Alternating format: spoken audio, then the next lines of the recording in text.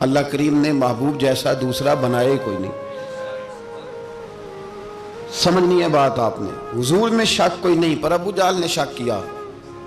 نبی پاک میں شک کوئی نہیں پر ابو لہب نے شک کیا. حضور میں شک کوئی نہیں پر عتبہ عتیبہ شیبہ ان کا شک آخر تک نہیں گیا. حالانکہ حضور میں کوئی شک دور کرانے بھی آئے تو شک نہیں گیا.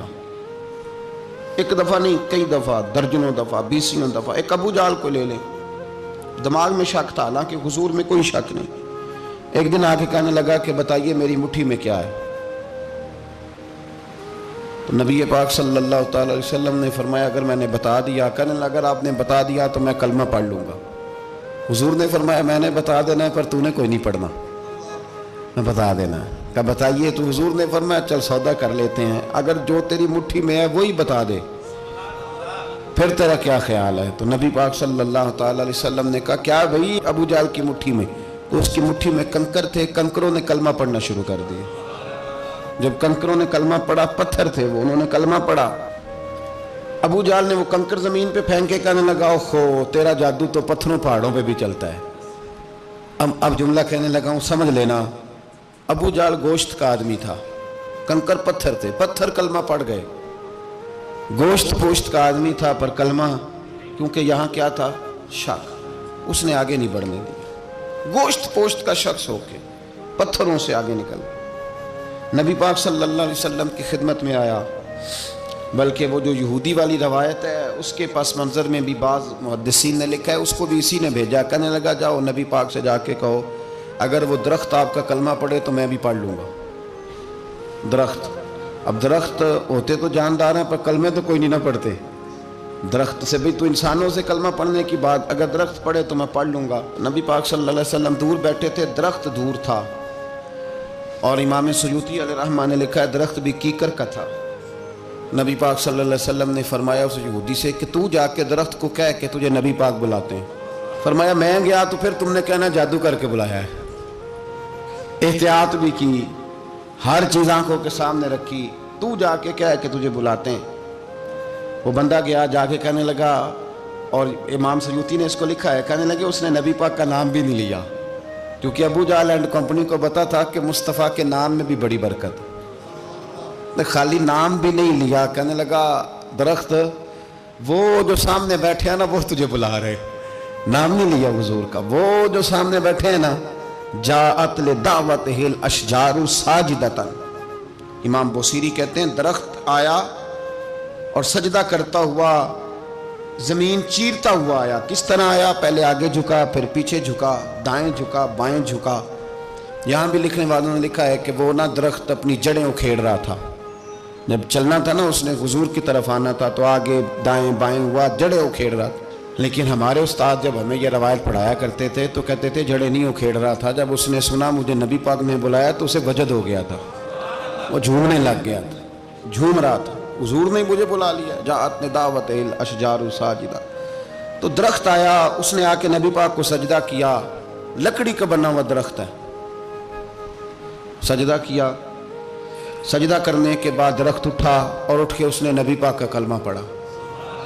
وہ جس کو ابو جہل نے بھیجا تھا نا یہودی, وہ درخت کی حالت دیکھ کے کلمہ پڑھ گیا.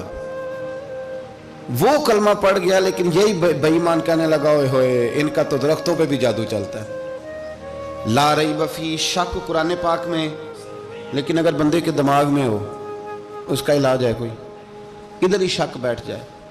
بھی سادی مثال دیتا ہوں کہ سامنے دیوار صاف ہو لیکن گرد اگر آئینے پہ پڑی ہو, دیوار صاف کرنی چاہیے کہ اینک کا شیشہ صاف کرنا چاہیے؟ ساری زندگی لوگ دیوار صاف کرتے گزار دیتے, ساری زندگی تراش خراش کرتے گزار, اپنی مرضی کی پینٹنگ کرتے گزار دیتے ہیں, پر اپنی آنکھ کی پتلی صاف نہیں کرتے. آنکھ کی پتلی صاف نہیں کرتے. کسی نے حضرت رومی سے کہا تھا حضور دنیا میں کوئی اچھا ملتا نہیں. فرمانے لگے تھوڑا رونا شروع کر تاکہ تیری پتلیاں وضو کر لیں, وضو کر لیں. وہ انہیں پتہ چل جائے کہ کتنے صاف ستھرے لوگ دنیا میں پائے جاتے ہیں. تو بھائی شک. ابو جہل پھر آ گیا, کہنے لگا اگر آپ چاند کے 2 ٹکڑے کر دیں تو میں کلمہ پڑھنے کو تیار. اچھا یہاں بھی بڑی مزے کی بات ہے. اللہ نے پہلے کہہ دیا نبی پاک کو کہ ان الذین کفروا سواء علیہم انذرتہم ام لم تنذرہم لا یؤمنون، محبوب یہ جن کی قسمت میں کفر ہے نا، آپ انہیں ڈرائیں چاہے نہ ڈرائیں، یہ ایمان نہیں لائیں گے۔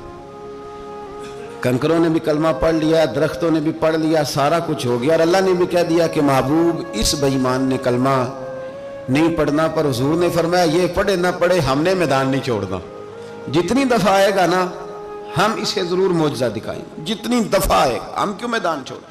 آگے کہنے لگا جی اگر چاند کے 2 ٹکڑے کر دیں تو اقتربت الساعۃ وانشق القمر، تو نبی پاک صلی اللہ علیہ وسلم نے انگلی کا اشارہ کیا، چاند 2 حصوں میں بٹا۔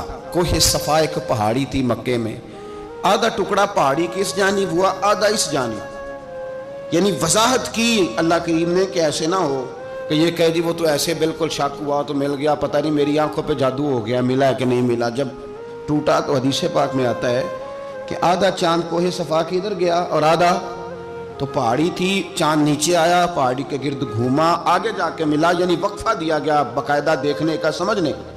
پوری دنیا میں جتنے لوگ اس وقت چاند دیکھ رہے تھے، ہندوستان تک روایتوں میں ملتا ہے کہ لوگوں نے گواہی دی کہ ہم نے چاند ٹوٹتے دیکھا ہے۔ زمانہ مان گیا، لوگوں کی چیخیں نکل گئیں، لوگ قدموں میں گر گئے، پر وہ جس کے دماغ میں شک تھا نا وہ نہیں مانا۔ شجر و حجر پہچان گئے پر انسان کی نظروں میں شک ہی رہا۔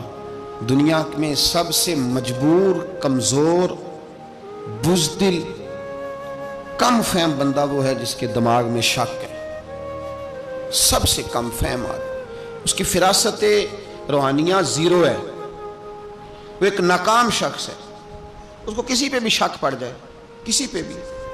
ہم نے دیکھا ہے جو عورت اپنے مرد پہ شک کرنے لگ جاتی ہے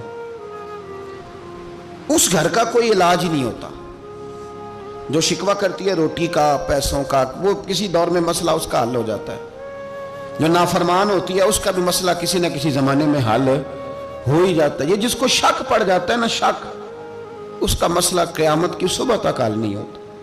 اگر مرد کو شک پڑ جائے اس کا مسئلہ بھی کبھی زندگی میں دوبارہ حل، یاد رکھیں۔